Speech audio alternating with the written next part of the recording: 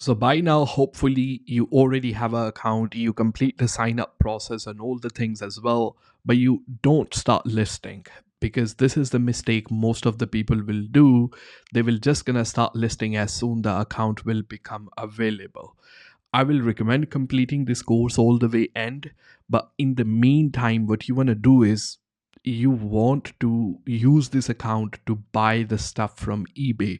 So you will be able to get some feedback from the sellers where you're going to buy them from, because you don't want to have that zero written in front of your username. You want to get some kind of positive feedback. This is what I call it being a in eBay good books. Don't open the dispute against the sellers. We use it for like buy 5 6 items per at least a couple of weeks. I would recommend minimum 3 weeks. Use it to just to buy the stuff from eBay.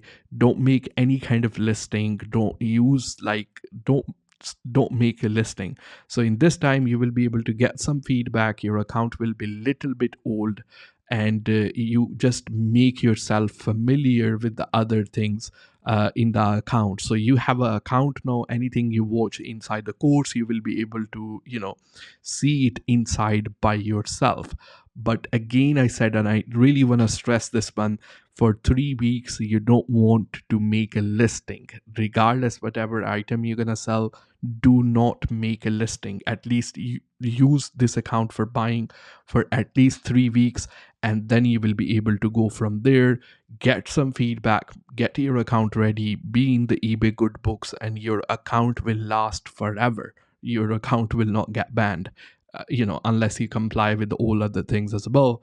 But use it for buying, and then after we're going to talk about listing in the course and stuff here.